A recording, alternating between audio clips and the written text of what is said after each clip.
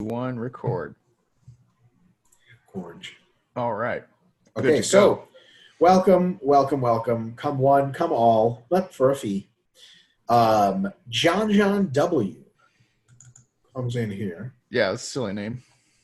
and says, I just completed a 12-week massing phase consisting of two mesos of 5-to-1 paradigm. I attempted to work from MEV up to MRV on quads, calves, and delts while the volume for chest, back, and arms wasn't pushed as aggressively.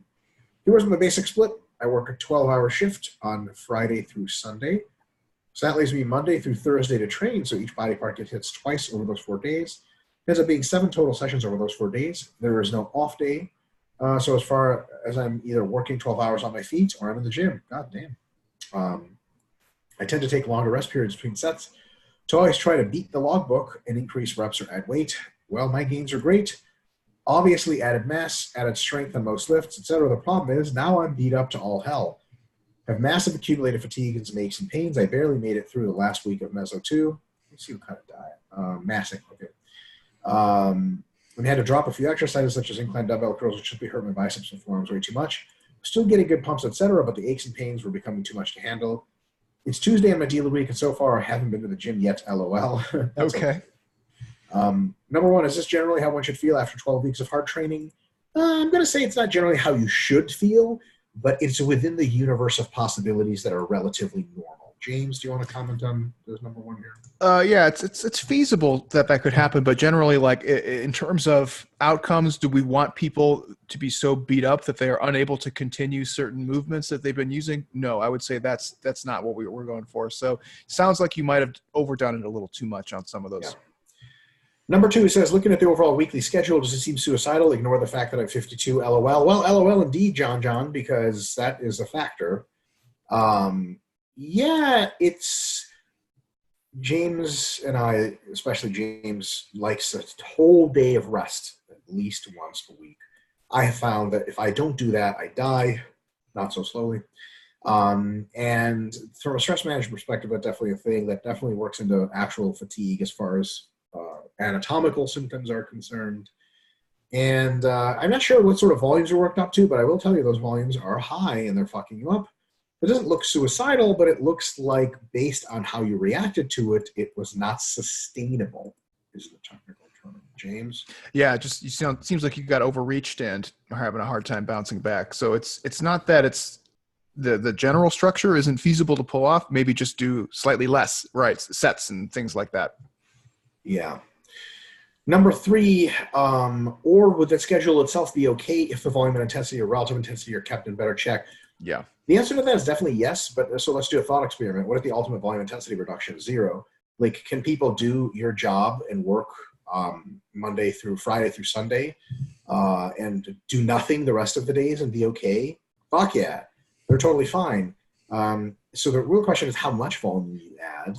And it could be such a case, especially at 52, that the volume you have to add to progress significantly may already be in excess of what you can survive with that schedule sustainably. But good news is coming, don't worry.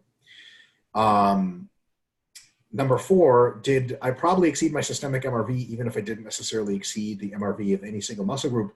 Probably not, because I don't know, but you didn't mention a performance decline. In fact, you said that you added mass and added strength on most lifts, so I'm inclined to believe you probably didn't, or not for long, exceed your systemic MRV, because systemic MRV is most well characterized by a systemic drop in performance. Like, you suck at everything.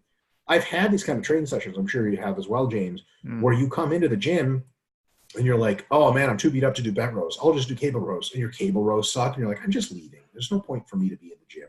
Yeah. Like, I couldn't even wrist curl a PR right now. So just kind of feel, remember how you feel after like a night of heavy drinking? That's like a flash systemic MRV, right? Like, if you just feel like that after 4 weeks of training, waking up in the morning, that's probably the case. There's not any evidence here that you exceeded it, but remember that different SRA curves exist for different tissue types. So it looks like you probably have accumulated an excessive amount of fatigue in your connective tissues.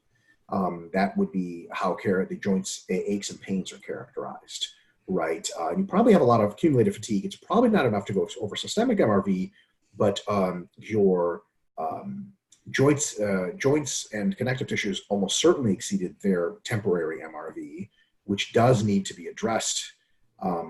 Here's where the good news comes in. I don't know what you're going to ask later. I'm anticipating you might ask this, but I think you can actually, so it's been shown pretty reliably that functional overreaching, and even not functional overreaching, but training really hard for 1 or 2 mesocycles and then training very easy for another 1 or 2 after is actually a really great way to put on muscle. And it turns out you don't lose any when you're training lighter, and it's better than training mediocre all the time.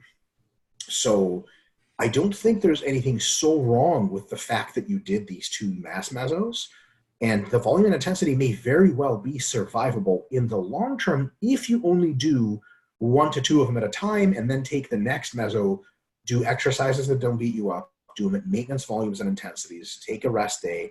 You may be completely healed by the time you get to the end of that meso, and then you might be ready for another 1 or 2 pushing mesos. So one thing that is interesting about folks that are really, I don't want to say obsessed with recovery, but James, you know what I'm talking about? People that are basically hypochondriac about recovery. Yeah, I think it's more of just hypochondria. Yeah, they don't ever understand the point that recovery is can be something that you can delay for a little bit to get great results. It's just not something you can be myopic about forever. So I think it's okay to train this hard. You just have to know when to stop. And it looks like you did it pretty much at the exact right time. And then you can take it easy for a while and then get back into the mix. Are there be specific things you can do better? Probably. But certainly it's not something that's just a bad idea straight up. Do you want to comment on that, James? Yeah, I would just add that. So he kind of says, even if I didn't necessarily exceed the MRV of any single muscle group, well, it sounds like you did, whether you want to break it off into muscle or connective tissue, but whatever it is that you did that caused those aches and pains. Body parts. Yeah. Body part, right. Essentially overreached those areas. Otherwise, you would not have that problem where you aren't able to train certain movements anymore. So keep that in mind. You probably did exceed your MRV for certain muscle groups, and maybe not systemically, as Mike already went through in great detail, but when you are unable to continue a certain movement or muscle group, that means you have exceeded the MRV in one way, shape, or form. Yeah. Yeah. So, okay, number 5, he says, specifically concerning the long rest periods allow me to use max weights and therefore get max muscle tension, possibly at the expense of a pump and or metabolite factors. Looking back, could this have contributed to the massive amount of aches and pains that I accumulated? It's not could have. It's for sure did. Would I have been better off to push shorter rest times on some stuff so as to artificially limit some of the max tension aspect and instead stress more pump and metabolite factors? Yes, and remember, max tension probably plays some role in hypertrophy, but per motor unit tension probably plays a bigger role, though not the whole role. So when you go closer to failure on lighter movements or shorter rest, especially if it's failure of the local musculature as a limiting factor instead of lungs or your motivation, then you actually stimulate a whole hell of a huge fraction of the hypertrophy you would with just limit weights. So I wouldn't even say you're trading off much of anything. You're trading off strength gains in the 5 to 10 rep range by resting shorter, but your net muscularity might even increase. And your joints will love you for it. James? Yeah, I think, there is something to be said, like if you're a high responder to like heavier weights. And so in that regard, like it's probably, if you are like a more fast twitch type guy, it might be worth trying to get as much out of those sets as you can. But what Mike said is totally spot on. You might probably just doing more harm than good at this point if you're starting to get riddled with these little injuries. And the biggest contributor, aside from just doing too much, is usually how much weight you're using. So I agree with Mike. Yeah. He says, in any case, I'm doing about 4 weeks of easy maintenance and then go into a 10-week cutting phase leading up to Christmas. Hopefully the fatigue issues will dissipate on a 4-week maintenance phase. I was isocaloric over the last 5 weeks or so, and my weight is pretty stable. With that in mind, will a 4-week maintenance phase be long enough to set me up for a 10-week cut? You don't need any phases to set you up for a cut because you just did a mass. So from a diet psychology perspective, diet hormonal perspective, you're fine. Here, it's one of the examples actually we talked about last week where people are asking how long does a maintenance phase need to be. Maintenance phase is often limited by diet psychology, but is sometimes limited by training recovery. So you have to ask yourself 2 questions before you say, I'm ready to start another cut. Is my diet psychology and diet physiology recovered? Like, are my hormones all fucked up and my brain is all fucked up and ready to binge? And am I ready to have another X number of weeks of overloading hard training, right?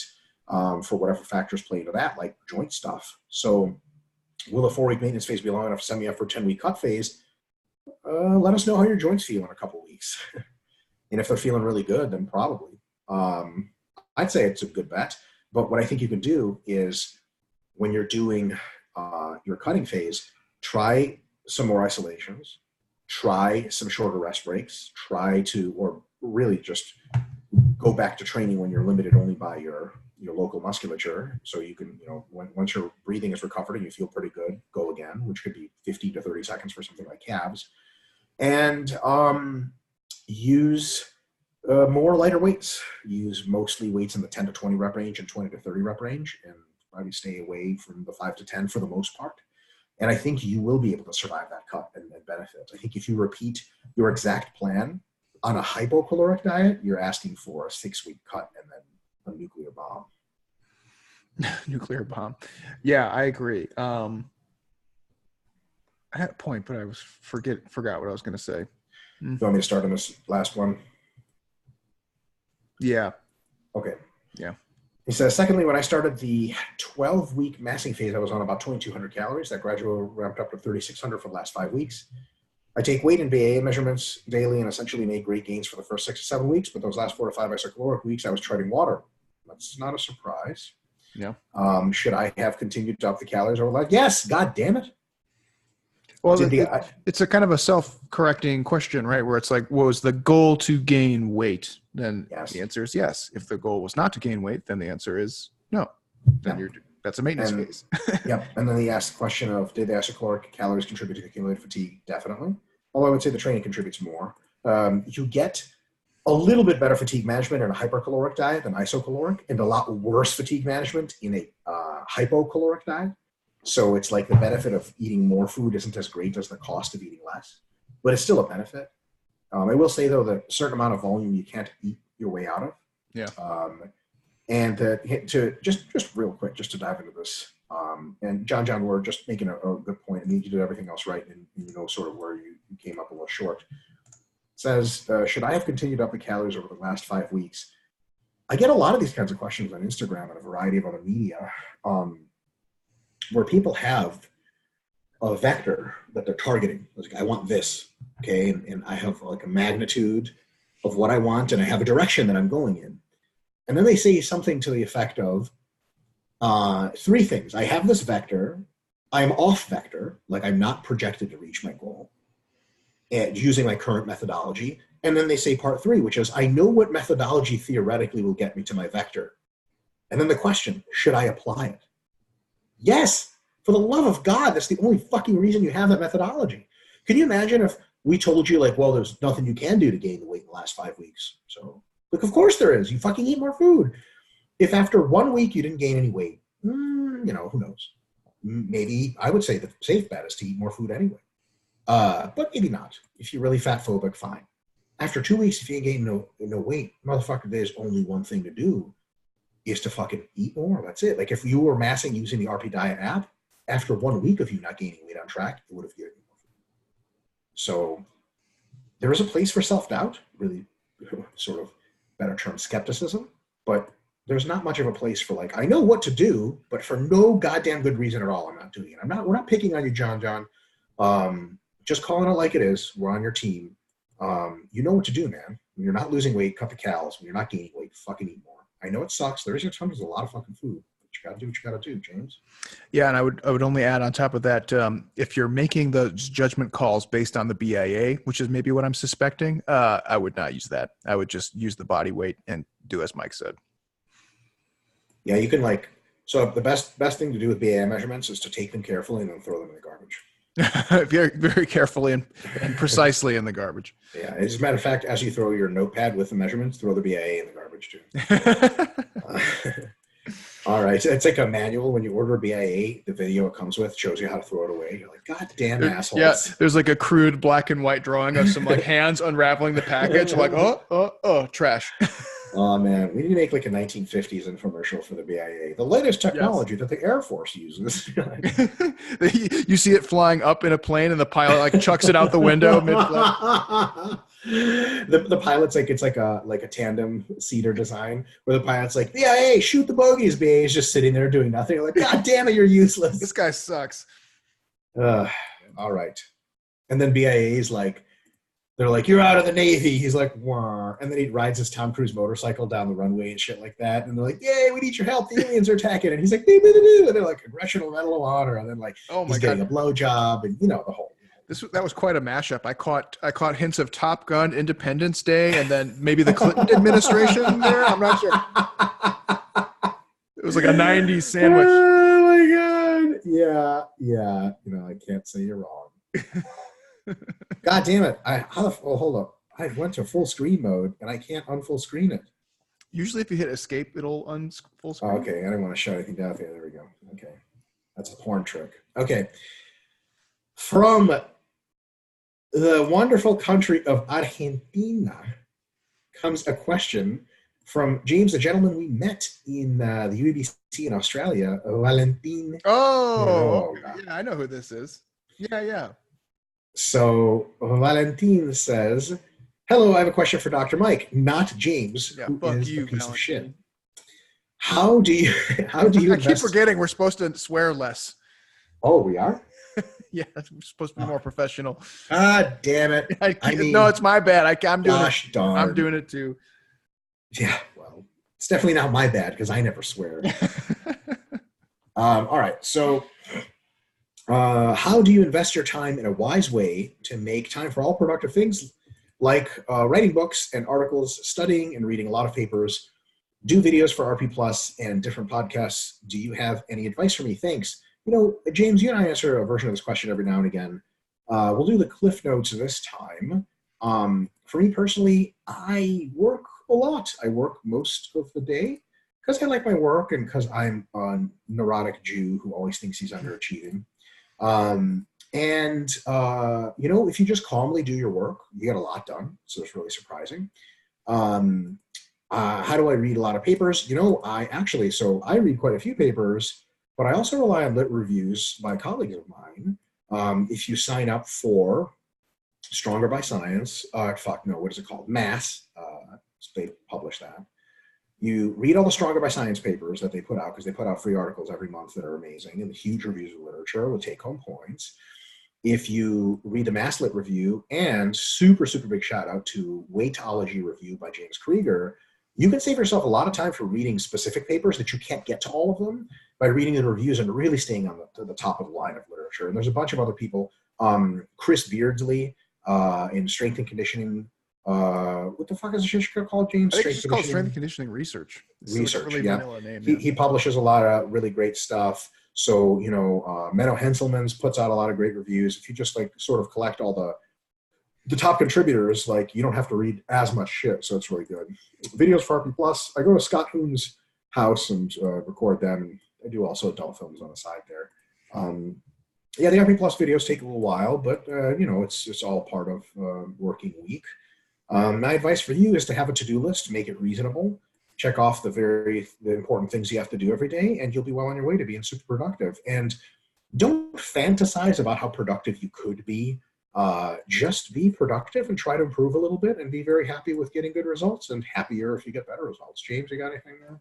Yeah, that's really good. One thing I've been trying to do lately is avoid what Mel describes as productive procrastinating, which is where you fill up your day with kind of mundane things to do so that you can feel good about being productive. But in reality, you've accomplished nothing important. You've just accomplished a bunch of bullshit. So there is a place for also consolidating things down and understanding that you do have a finite amount of time and energy, and there's only so many things that you can accomplish. So try to reduce the amount of unimportant kind of cluttery type things that end up on your to-do list. Like I'm very guilty of this, where I'll fill up my huge to-do list thinking like, oh, I'm going to have a great day of all this shit to do. And then I'll actually feel guilt at the end of the day because things that were actually important to me to get done didn't get done because it got put on the back burner from all this other nonsense that I put on there that actually wasn't important. So just be aware and like think about consolidating things that actually matter versus just like doing things for their own sake or for the sake of thinking that you're being productive. Boom. That's really good advice. I tend to do the opposite, where I do all the important stuff and then the other stuff becomes important. I'm like, oh my God, I just finished the muscle guides. Fuck, I don't have any food because I haven't been shouting in 5 days. I do the opposite where I'm like, I got to go to Costco. I got to prep all this food. I got to do laundry. I got to do the dishes. Like, and you know what I mean? Just a bunch of nonsense. We should live together again. Let's just like hire each other. Yeah, we were on the opposite wavelength on there. I was like, yeah. Yeah. All right. Cool fucking Dana,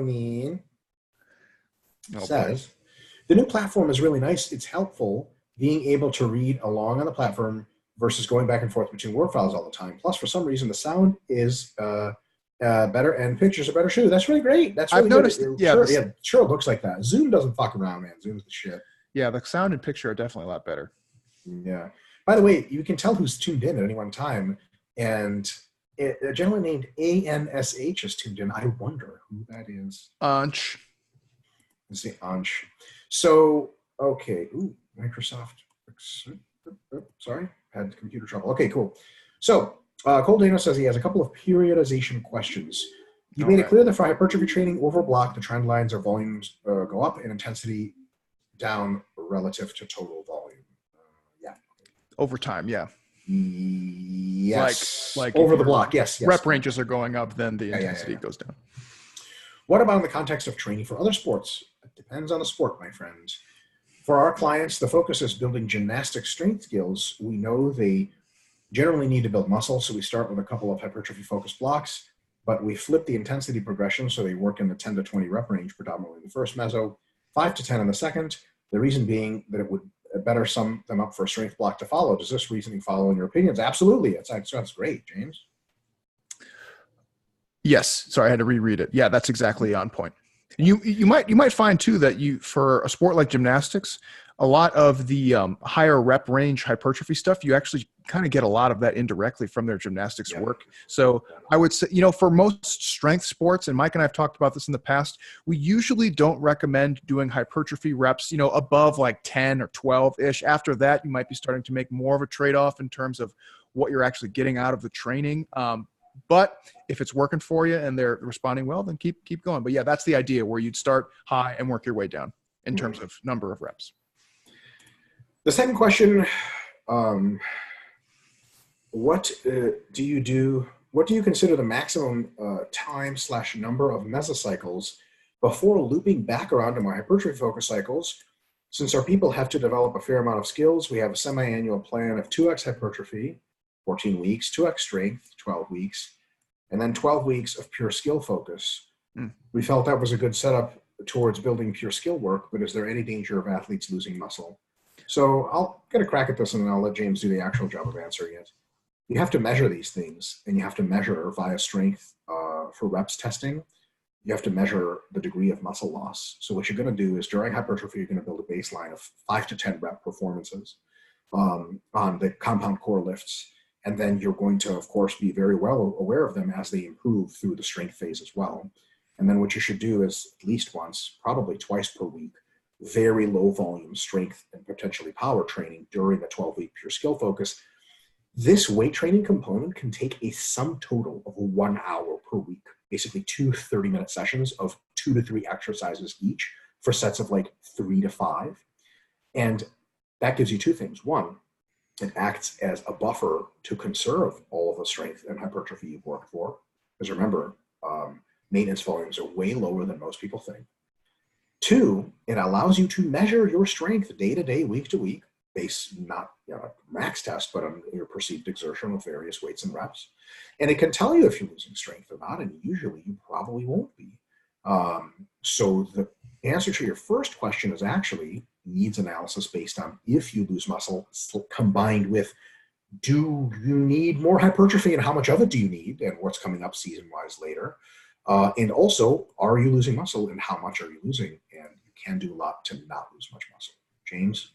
Yeah, excellent answer there, Mike. So for the first question, what I would also add is there's no arbitrary timeline in which you would say we need to cycle back to doing hypertrophy if we're under the assumption that they are at least achieving a maintenance volume of, strength training, basically. So in that case, as long as they are hitting maintenance volumes throughout their training or annual plan, the only times you need to come back to hypertrophy is when they basically have time to do hypertrophy work. Now, for everybody who listens to this who are more physique oriented, you might be like, well, what does that mean? Have time to do, hypertrophy stuff? Isn't that all you do? No, other sports, you don't have very much time for hypertrophy. Body composition change is highly disruptive to an athlete's schedule, especially something like gymnastics where competitions can be pretty regular.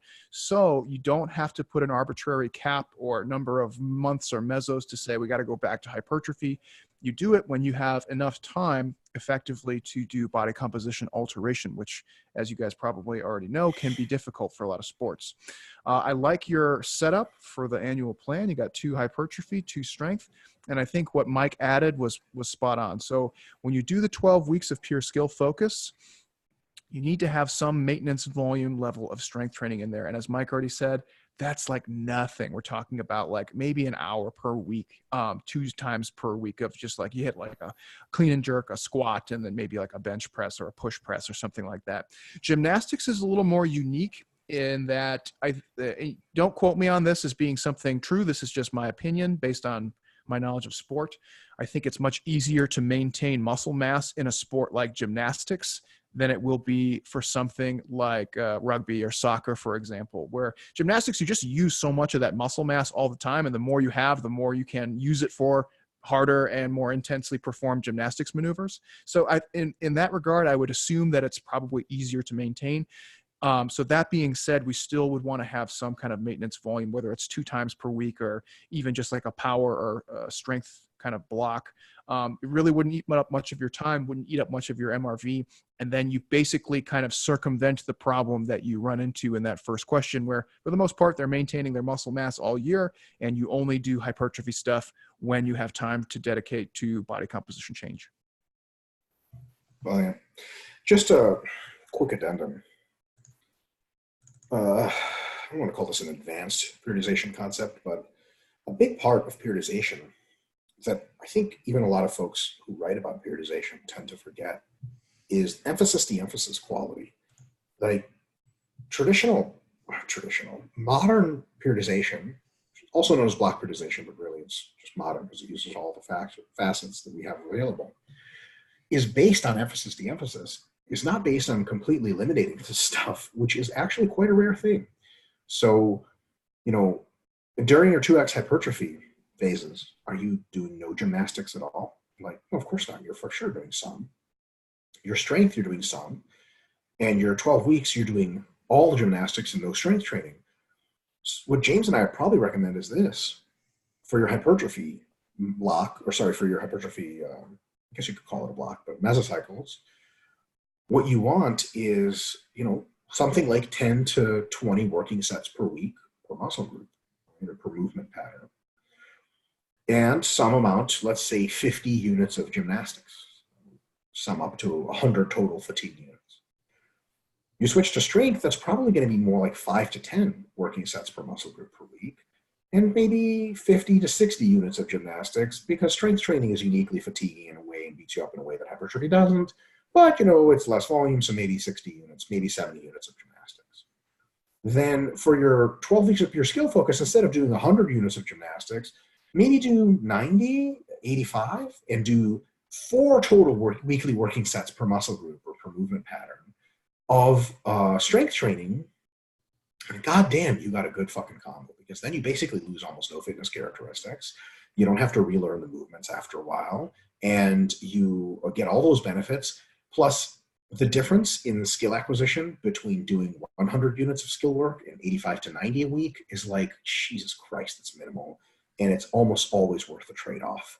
So, it's almost like, I want to come off properly here.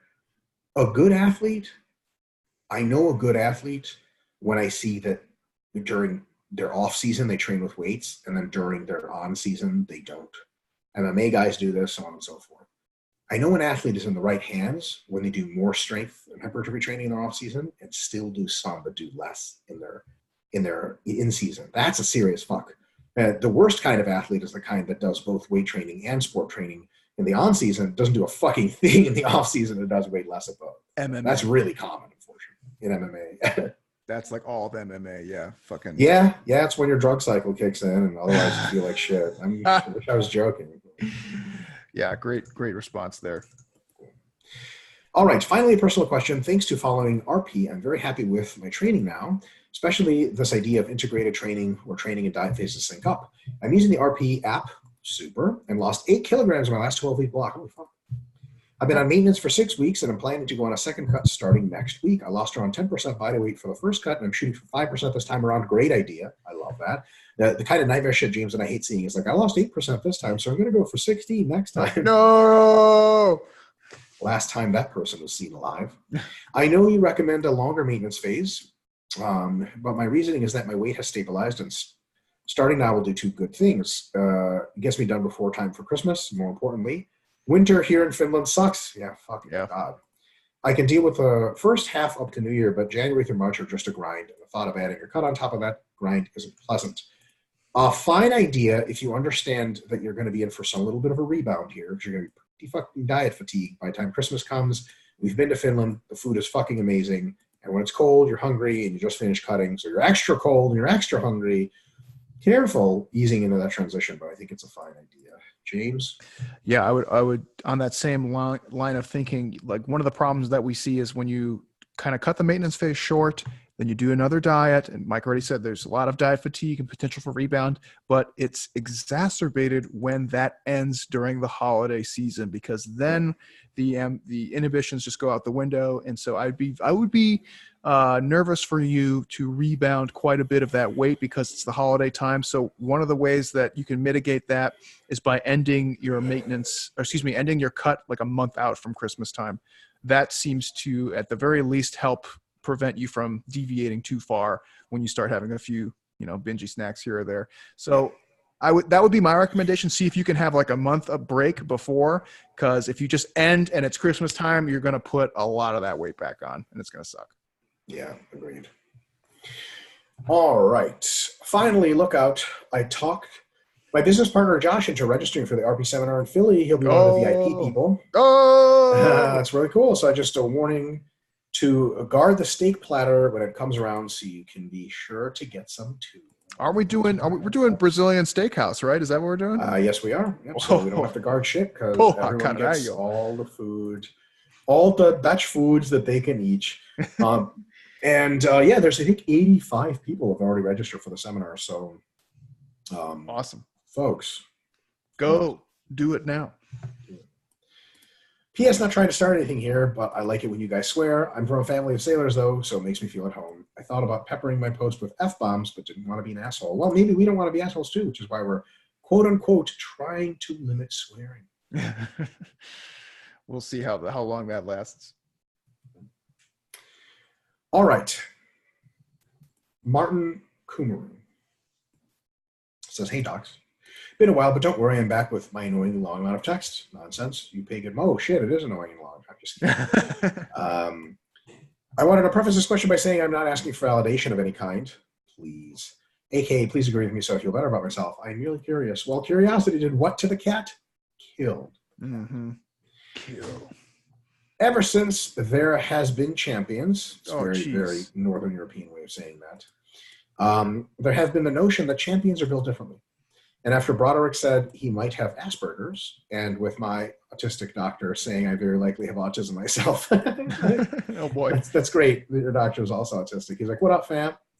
I was wondering if you think people on the spectrum or with other kind of mental differences to the regular person are more likely to compete / do well in sports. It seems to me that, at least with autism, assuming you're high functioning, you have an edge. For example, symptoms of autism include extreme focus on a particular subject, which is beneficial for obvious reasons. Doing badly socially or simply not being a fan of a lot of social interaction, which seems to me would go well with the whole lifestyle where you can't drink, party / eat out as much as a regular person. If you do not desire it in the first place, there's little likelihood you're going to do it. Autistic people are also more likely to think in less emotional / more logical terms and are more likely to be above average intelligence. Asperger's people are, autistic people are not.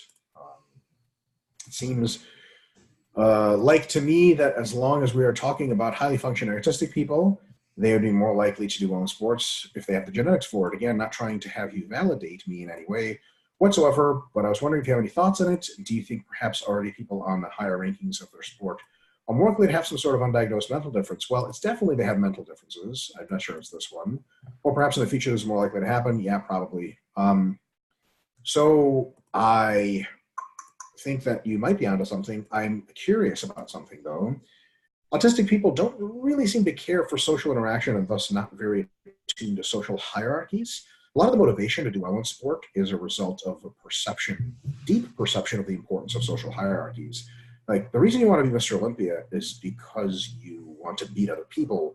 A lot of times folks on the spectrum don't really compare themselves to other people or just don't give a shit. So a lot of times they're very likely to train hard, I think, and to really put in the work, but I don't know if they have that deep obsession with being the best, which can a lot of times make or break the best athletes. But I think that for training for sport and an obsession with sport, like bodybuilding for sure, I think if you're Asperger's and you happen to like bodybuilding, yeah, you're going to be about as good of a bodybuilder as you can be. And I do think that you may bring up an excellent point that for would-be champions, social distractions are a thing. And for folks that are on the spectrum, they're not nearly as much of a thing. So I think that there may be some truth in what you're saying. I'm not sure. James, what do you think? I think I don't have any like hard stats or anything to back up my opinion. So this is my opinion, but I don't think that a lot of people on that spectrum actually compete in sport because sport is such an inherently social thing. Yeah. I think it's one of those things that they figure out when they're young that they don't compete well with others because they get upset or they are not willing to follow arbitrary rule sets or whatever. It's just one of those things, like you put them in sports, they just don't do well in those type of situations.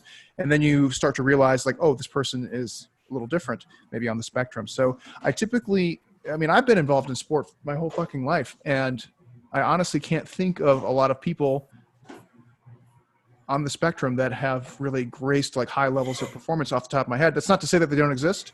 Maybe there are people out there and they just don't make it public, but I really just don't think that sport is a good avenue for people on the spectrum just because they don't do well with those type of social interactions. Like imagine playing basketball. It's just not drawn to them. Yeah. I mean, you're going to have to work with a group of, 20 other people with 4 of them on the court at any other given time. Same thing, like something like soccer or rugby. Now you got 10 people and you have to play against the opposing team. Right. And so it's just like not a great situation. Yeah. And that's probably I think individual sports that are very objectively qualifiable can be like bodybuilding, powerlifting. Yeah. Powerlifting. Boom. There you go. But team sports and stuff. Nah. Yeah. All right. My second thing is not really a question as much as something curious I've noticed and been told. Not sure if you know of a saying that goes something along the lines of you are the sum of the 5 people you spend the most time with or something like that. The reason I say that is that I have noticed that after I started listening to you and I've begun to sound more educated. English is my second language, but I'm currently living in the UK and I have little formal education compared to people with university degrees. Thanks to listening to you a ton, more recently Brado Chavez as well, I have found that people consider me to be very articulate, combined with adopting some of the ways you speak. For example, before listening to you, I never used one to mean a person, such as one could reasonably assume. One could reasonably assume this is bullshit, I'd say, huh, JMO? I mean, it's definitely like not. Yeah, that's not out of the realm of what I would expect like any scientifically minded person to say. You know what I mean? It's not like a weird, quirky thing. It's just like, oh, that's just what Mike says, but anyone would say that. Yeah, I guess. And also, thanks for legitimizing me, James. No, I meant that sincerely. It's not. No, I know. To me, that's not weird. Thanks for legitimizing me sincerely. Yeah. You're like, no, that's dumb, and only you say it. And also, by having my vocabulary expanded through exposure to you, a lot of people, I need to think I'm smarter, I'm a fucking liar, and more educated than I actually am, which I obviously consider a cool bonus that I get on top of all the knowledge you impart. So you guess you can take it as a compliment that not only is knowledge you are giving me, making me more knowledgeable, you're also indirectly making me sound more intelligent in everyday life. Thank you. Have a nice day. That was definitely some autistic shit towards the end there. I'm just playing with your dog.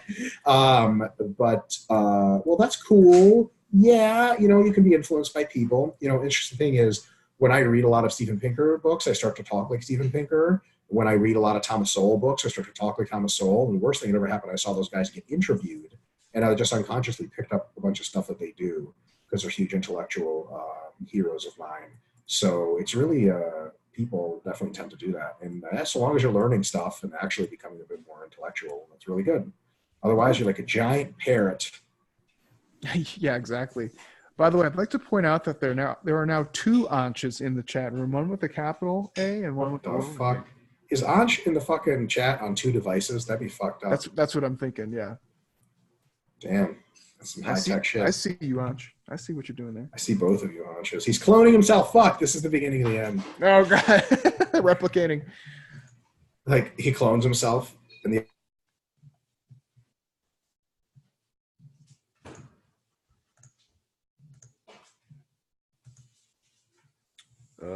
Looks like we might have lost Mike for a second here.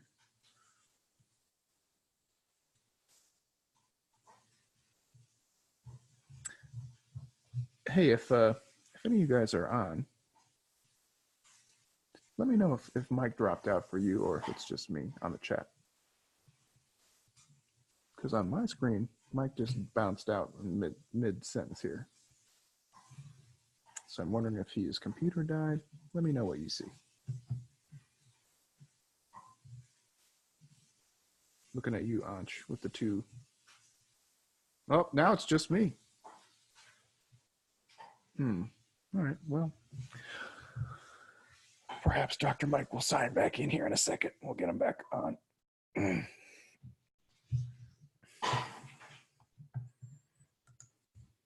All right, well, I guess maybe I'll just pick up where we left off here. In the meantime, okay, I got to do this in a way that everyone can see. So I'll do the share. All right. Hopefully Dr. Mike will hop back on here in a second. Isaac Benayoun asks, hey guys, I train in a commercial gym and equipment is not always free when I want to use it. So I have to wait a long time. What to do in those cases? Should I just wait like I actually do sometimes up to 30 minutes or switch the exercise? Oh, Mike's back. There we go. Sorry about that. I don't know what the fuck's going on, but every now and again, my internet's just like reboots and it just kicks me off. It was on my end. It was really funny because you were like, you had just started saying something and like your mouth was open. So it was like, and then it cut and it just held that image. And like, I was like, oh, is Mike still there? Is Mike still there? He's gone. I was just yelling the whole time. Okay. Well, I didn't really get very far. I just went to Isaac's thing. Did you make mommy jokes? I see like a cut. I think it cut you off like while you were like midway through whatever you were saying. Cause I have no idea what you said. No, but sorry, James, I'm asking you if you had made any mummy jokes yet about his name. Oh, about his name. No, I didn't make. No, hit it. I didn't do it. The sands bring Isaac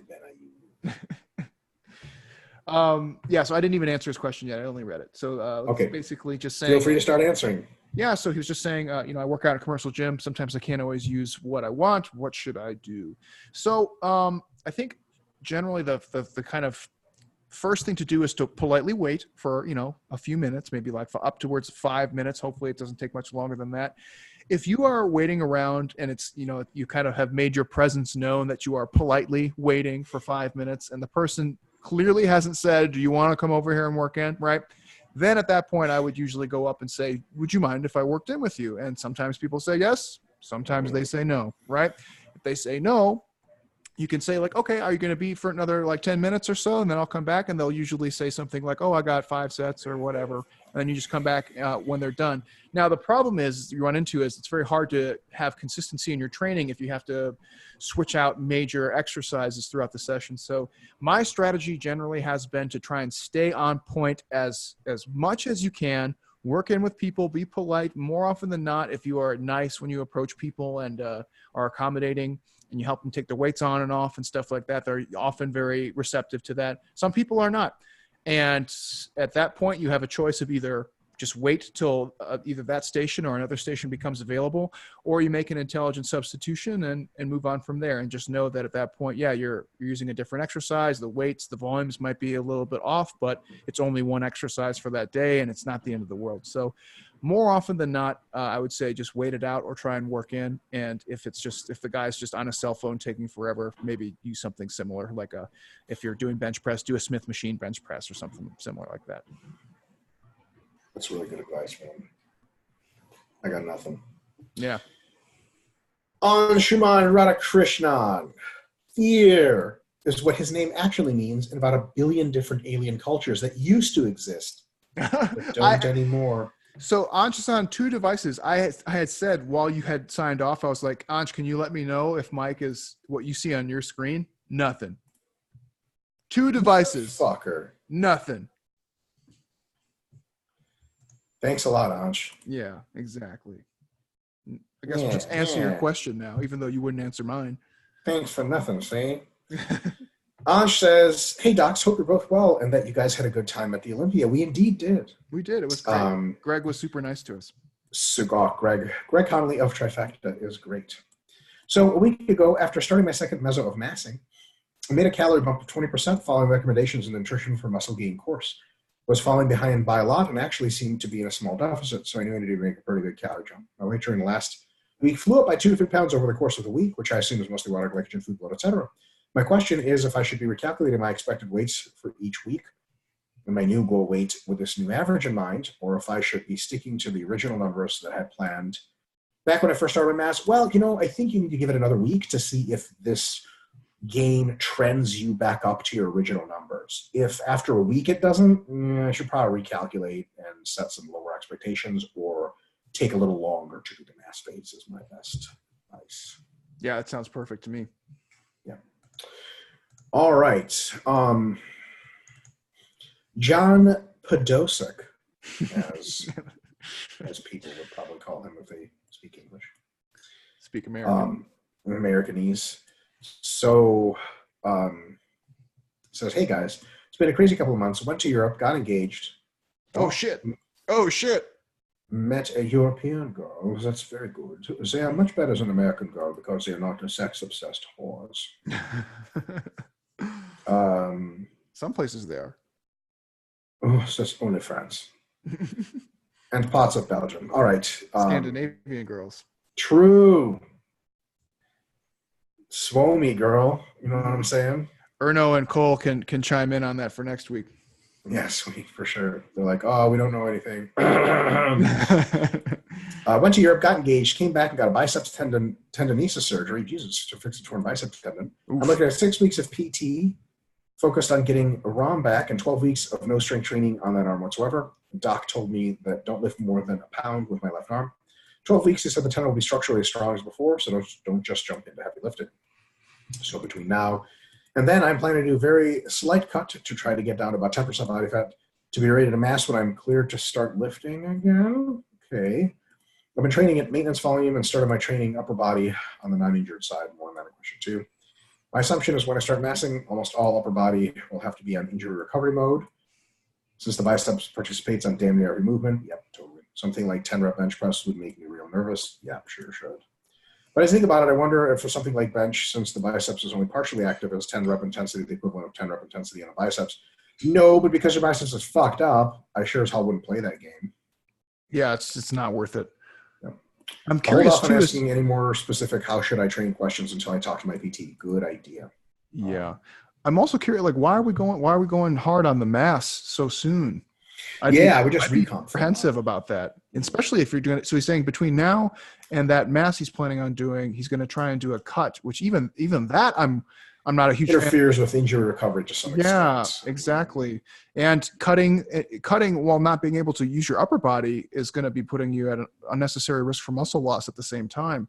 So, man, I'd be inclined to just have you go just do maintenance dieting and whatever kind of training that you can tolerate for a little while and then reevaluate later. Yeah, great. Number 2, this is kind of a spicy one, James' voice. Ooh. I asked the surgeon if I could still do upper body training for my right 9-incher side. He said this is actually a good idea and told me something interesting, that training just one side of the body can prevent atrophy on the other. That's true. He said there's actually some data on people post-knee surgery and training non-injured legs seems to prevent some muscle loss in the injured leg. What do you guys know about this? A lot. Can you speculate on how this happens? We don't need to. It happens via the nervous system. Yep. So this is well-researched and has been known for a long time. It's just so very not applicable when you're a normal athlete that's not hurt that we never really talk about it. You can also combo. So if you're training the contralateral side, that by itself, you don't even have to do much you basically don't have to do much just because you maintain like central drive to your legs. Which is good, and you get crosstalk. But another thing you can do is just mental imagery and visualization training on the pretend you're jacking off with the injured side. I mean, that's like the layperson's way, but yes, absolutely. You can you can basically and it's more complicated than just like saying, think about like moving your arm around. It's really like an introspective thing where you can imagine yourself doing a movement such as a bicep curl or like a preacher curl, and you very thoughtfully think about like the proprioception, the kinesthesis, like how that would normally feel working the peak contraction, literally just running through that in your mind and doing basically what some people might call mindsets. And that has been shown to, at the very least, help contribute to preventing atrophy as well. So not a bad strategy during injury. Yeah. Good stuff. Benjamin Thompson, fake name. Just kidding. Lame name. Vanilla name. For sure. Yeah. So, Mayflower ass riding motherfucker. Hello, sirs, Dr. Men. Number one, do you plan on allowing the option for percent change in body weight per week based on diets in the future, like you discussed in podcast/books, e.g. 1% loss a week? Rather than having specific target weight, I realized the user could do the calculations beforehand to work out. If they lost/gained X percent for Y weeks, they should get to Z amount, but I'd imagine that lots of people are more interested in doing their best for a certain length of time than hitting certain end targets. I'd imagine that for lots of people, they're more interested in doing their best for a certain length of time rather than hitting end targets. That's, tell you what, so we have a lot of insight on that because of the RP Diet app and the hundreds of thousands of template users. The percentage of people that are interested in this is like less than 5, probably less than 1. Most people want to weigh a certain amount, and most people just want to weigh as little as possible, and they want to do it as fast as possible. We could have the app spit out percentages as well as numbers, but we've played with that before. If you put the percentages as well as the numbers, there are a small fraction of people that find this enlightening. There is a much larger fraction of people that find it confusing, and then they message us in customer service. So the biggest part of the app, the biggest goal, is to be a tool for simplifying the complex. This does not simplify the complex. So it's probably not going to happen anytime soon. Might be. No, I think it makes sense to me. I mean, it just makes it more confusing for the user. Yeah. I mean, there's like, it's like one of those, like 5% of people find that helpful, 95% will always pick the wrong thing. Like, yeah, for sure. And like, it's like 5% find it helpful, 45% find it interesting but superfluous, and then 50% of people find it to some degree confusing or at best annoying. So. Yeah. Number 2, is there any hope for a high carb, low fat option in the app? I.e. what's discussed in the blog post and the London lectures elsewhere, since settling protein and fat, 0.5 grams per pound of body weight, and then the carbs be the floating variable. It's already much like that. It's pretty close to that. So it's close enough to where I can't confidently say that making the app more low fat and higher carb is going to result in more muscle. That's how high carb it already is. Especially, you'll find this out if you do a massing phase in the app and it has to increase your calories over time. It almost exclusively adds carbohydrate until you get to a lot of carbs, then it starts to add fat just to keep your life sane. You'll find that this ratio between carbs and fats gets pretty extreme. That being said, is there any hope? There's probably a version of the app that'll come out in several years that's going to allow you to have an advanced mode where you can manually fuck anything you want in the ass. Also sends you a noose to hang yourself with if you're so inclined. But that will be a thing eventually, very likely, and that will be in there. So it's not going to come for a while. Remember, just another thing, Benjamin, like, this is a fucking sweet thing. I would love this thing. The thing is, the percent of people that are interested in high carb, low fat massing as a percent of app users is maybe 0.1%, right? And we can't pay the engineers with 0.1% of money. So, yeah, that's the way love goes. And like, if you're working all these different options, like you're clearly an advanced user, you can just do this yourself. Yeah, totally. Loving the recent rest time autoregulation recommendations. Could they also be used in strength-focused training? Yes. I imagine it would be just a case of recovery of the CNS likely being the determining factor and a cardiorespiratory system recovering quicker. And also the local factors recovering quicker. You don't get a pump much, you don't get a burn. Your local muscle's not super tired after a set of strength training, but your CNS is very tired. So that would usually be the limiting factor. Every now and again, peripheral fatigue of synergist muscles can get in the way, like sometimes like your deadlifts. Like you're ready to go, but like your like grip is still a bit fried. You're like, okay, I'm gonna wait a little bit. But and there's not as much of a target muscle in strength training as there is a target movement. So that thing kind of takes care of itself. But you're absolutely correct. And CNS fatigue is basically usually the determining factor there, which is another way of saying like, well, when do you train? When do you do another set for strength? And that's when you feel in your guts that you're fucking strong again. It's really just that simple. Like that's another productive strength training set. A more technical way to put it is you have usually a target for sets and reps, or a rep target for the next set. When you know you can hit that target, it's time to go. When you think you probably can't, it's not time to go yet. James? Yeah, so I agree in the sense that you can use it for both. I think the application would be slightly different. So if you just use some of those guidelines as you had been using in hypertrophy for strength, you could sell yourself short in a couple ways if you're under the assumption that you can just drop off either load or reps in some of those cases. Because with strength training, you don't have a lot of reps to work with. So if you were just going to allow the reps to drop like you would in hypertrophy training, you do potentially run into the problem of just not doing enough at some point. You start off at 5, and once the reps drop to 3, 2, like what are you actually doing anymore, right?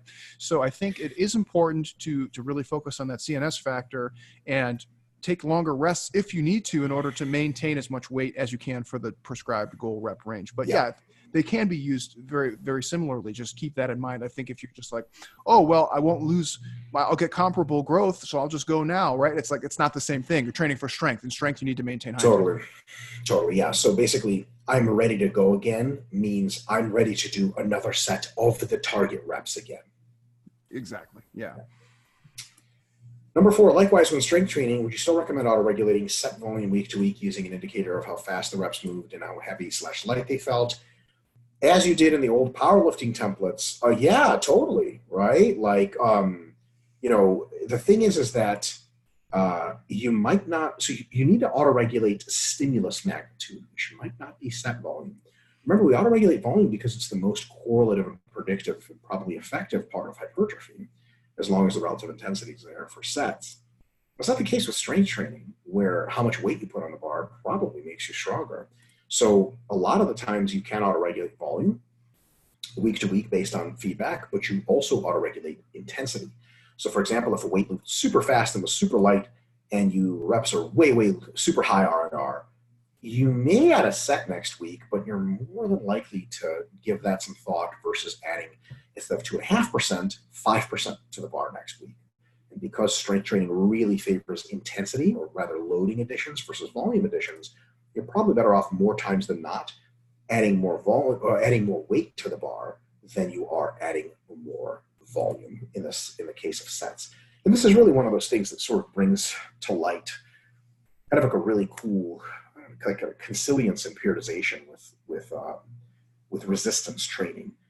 If you have to make a real super general rule that doesn't always apply but usually does, if you need more overload for hypertrophy, you add sets. If you need more overload than predicted for strength, you add more weight than predicted. If you did it the other way around, if you need more hypertrophy, you add way more weight to the bar, it's already been shown that like that doesn't really get you very far. If you did more volume for strength, you're sort of accumulating a lot of volume with weights that are not very heavy and very challenging. So either your RIR is too low for you to get the best adaptations, or too high, you're too far from fail. Or if you moved appropriately to fail, you'd be doing sets of 7, 8, and then all of a sudden that's not really in the general strength range anymore. So, getting heavier is probably your best bet for strength, whereas adding sets and expanding volume, provided each set is stimulative, is probably a better bet for hypertrophy. James? Yeah, that was solid. The only thing you got to be careful with when doing the auto regulation, especially if you're using something like how fast the reps felt during strength training, is you can kind of run into a conundrum in how you assess that, right? So for example, if you did 3x5 at a weight that was like maybe 85% effort one week, and you were using that as kind of a baseline, if you go to 3x5 at a 90% effort, Is it, and you start to see decreases in speed, is it because the 3 sets was too much? Or is it because the weight's just heavier at that point? It's just moving slower, right? So it becomes, or because your accumulated fatigue is higher. right. So it's hard to piecemeal out like what exactly caused you to slow down, and if the slowdown is even inappropriate at that point. And so that's where you can run into some problems. It's not to say that it's an invalid measurement. You can absolutely use it. But as Mike was saying, if you're trying to auto-regulate volume, and you're using those type of metrics, it can be hard to pull the trigger on one or the other because you don't know if it's just the change in intensity or the systemic fatigue or the change in volume. It's hard. You know, one thing that can help you out is this. Here's how you can view your mesocycle, your accumulation phase.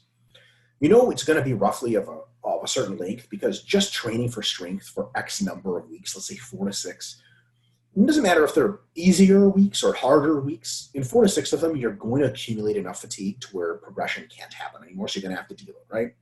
So then you think to yourself, every week that you choose your next week's weights, you have to ask yourself, this choice is going to have to be 2 things. Stimulative, as close to optimal as possible, for its own sake, in its own session, and not excessively fatiguing or excessively grandiose that it doesn't allow further stimuli. So for example, you did 190 kilos in week 1, felt amazing. Should you do 200 kilos in week 2? So where does that leave you for weeks 3 and 4 and 5? It could be that you know there's no way you're getting more than 200 kilos out of this fucking thing for sets of 5.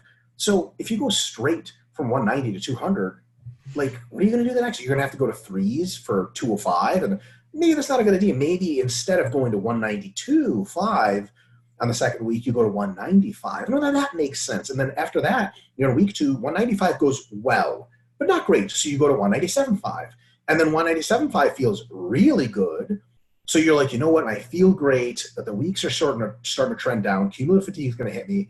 Next week, I'm going to go to 202.5, set a PR, and then deload. And that's a totally cool way of doing things. So you gotta, in strength training, even more than hypertrophy training, you gotta look out for the future because you gotta peak at some point, and you have to almost peak within a mesocycle, every strength mesocycle, because the last micro isn't about surviving. It's about succeeding and surviving. Like, you don't have to show up and just pound the muscle. You got to show up and the muscle has to perform at the highest level it has in a long time, maybe since peaking. So it's a thing. And that's why, like, going in and blowing your load for strength training is fucking stupid. Or for hypertrophy training, like, yeah, you can train like that, just deload a little bit more often and be okay. Mm-hmm. James? Yeah, that was great. Awesome. Super. All right. All right. Shimmy Hacker. Shimon Hacker. Shimona. Yep, named after Michael Jackson, by the way. How does continuity of a high-quality session factor into your 3 to 8 set recommendation for one exercise in a session? I train 6 days a week, once a day in an upper-lower fashion, although I can do the upper end of set recommendation and even recover from it. Whenever I do it, the quality of my entire session goes down considerably. I doubt I'm the only one with this problem, being that a physique development is about developing everything equally, unless you're specializing in something, obviously. The point is for all areas to be trained with a similar focus of mental intensity. If I go in the higher end for an exercise, I need more than 5 to 6 sets, the rest of my session goes to crud. Thoughts? What you're running into is intra-session MRV. The ultimate example of intra-session MRV is, if I do a bunch of squats right now, how are my deadlifts going to go in the second exercise? And that is a question. And it is possible, like, the way you exceed intra-session MRV is you do so much in X part of the earlier session that Y part of the later session is down in its weekly performance from last week, not because the volume was excessive last week for that body part, but because the exercises leading up to it in that same session were excessive. That's one of the reasons why multi-day higher frequency training is so baller, because that becomes much less of a problem because you get so much rest between your exercises, right? Essentially 6 to 8 hours or something. That's a great thing. And Shimmy, what you're really alluding to is there is a limit on total number of sets per system, per session, not just per muscle group. That's absolutely a thing, which is why some people, James, you ever see programs that are like, Um, I'm doing like Monday, Wednesday, Friday, but it's like a full powerlifting split with high volume. And you're like, how fucking long are your workouts? So like 3.5 hours. Like, you're a fucking Yeah. idiot. Yes. There's nothing you're doing in the last hour and a half that's worth doing anything. You lazy cunt. Go to the gym 5 days a week. Take those dumbass hour and a halves at the end of your sessions. Squish them into 2 hours, and you'll have 5 amazing sessions versus 3 God knows what happens sessions.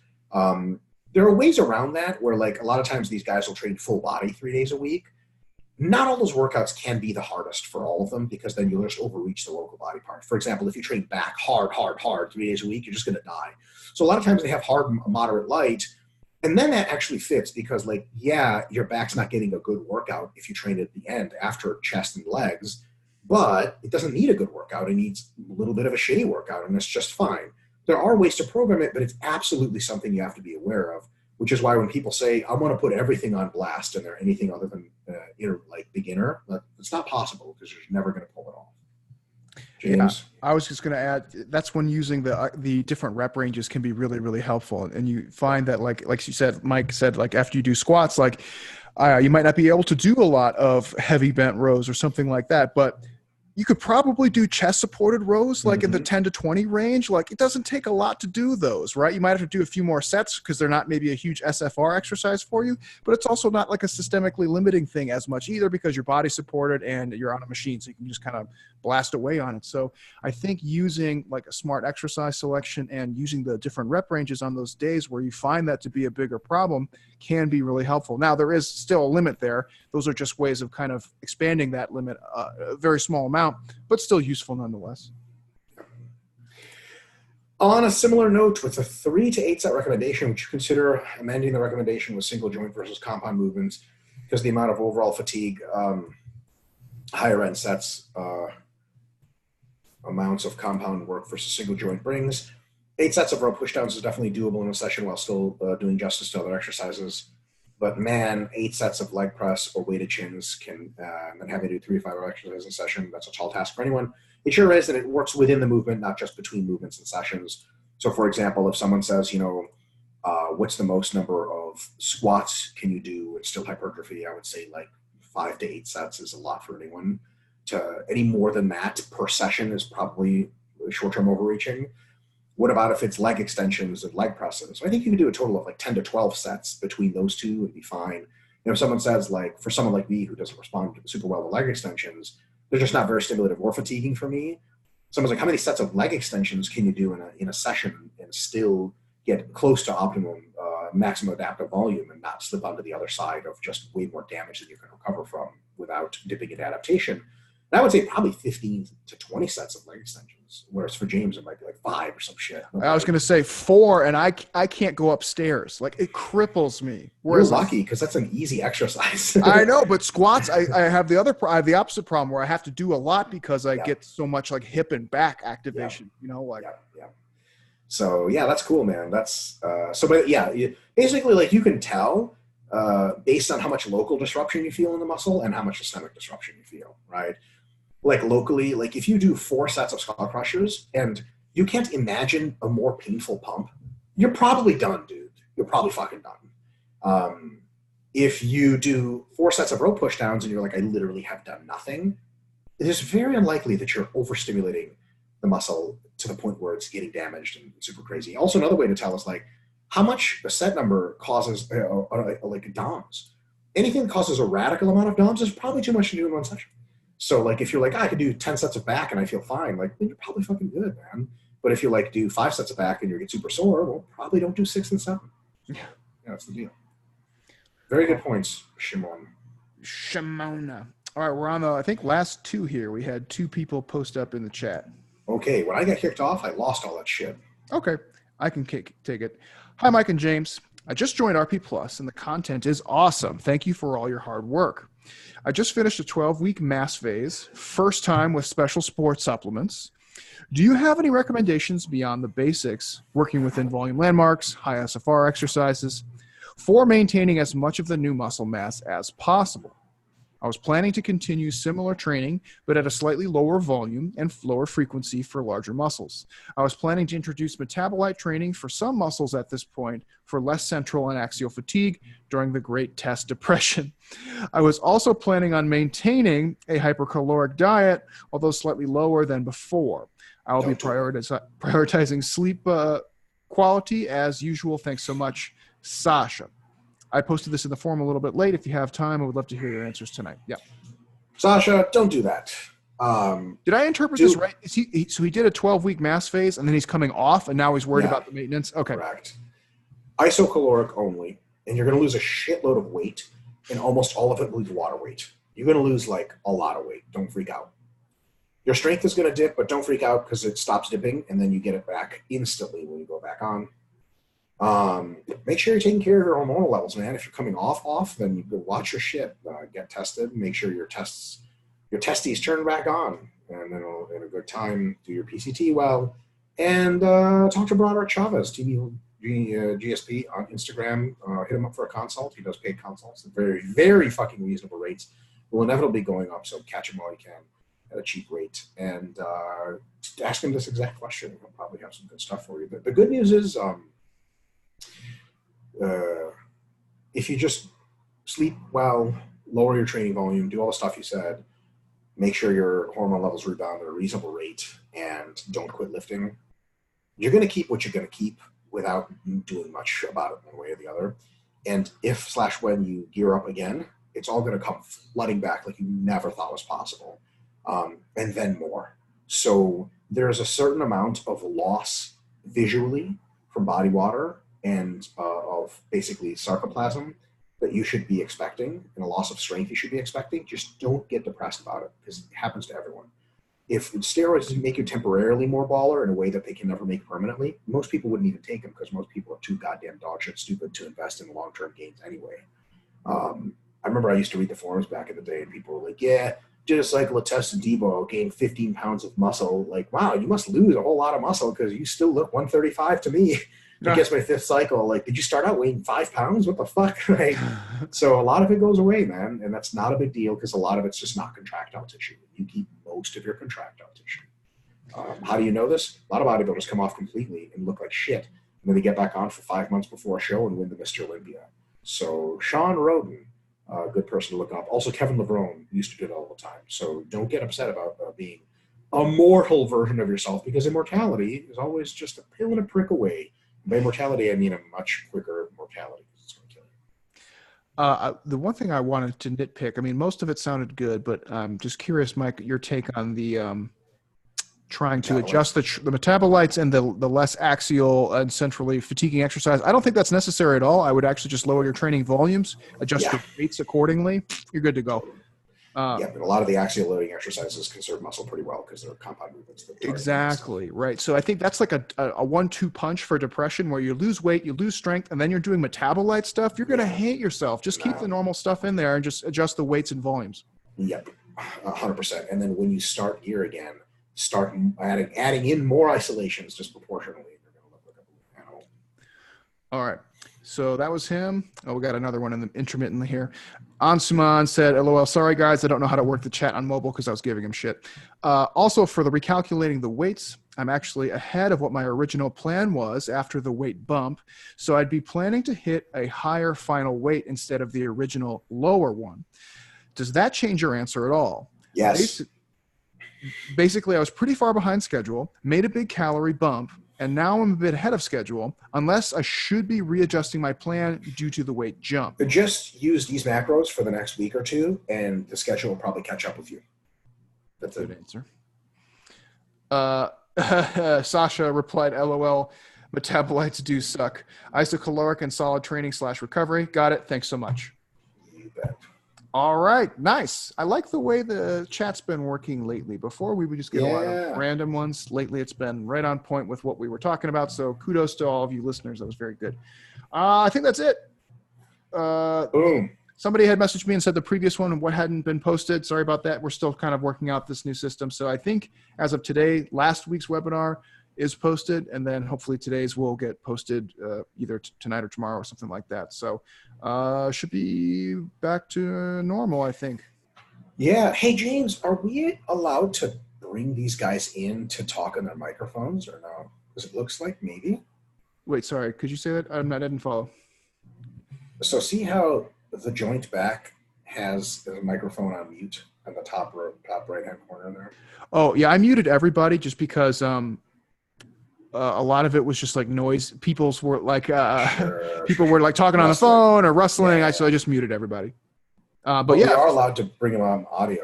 yeah, we could do that. Yeah, that's cool. Mm-hmm. Dude, if people want to ask audio questions, that'd be hilarious. We can make fun of them directly to their voices. That would be funny. Yeah, maybe we'll do like you get like if you had a good question, you get pick of the week. We'll do your video. So All right. Well, we can work on that. Next week we should be normal. Unless you got anything, Mike. I've got nothing, man. Nothing. All right, folks. See you next time. Peace.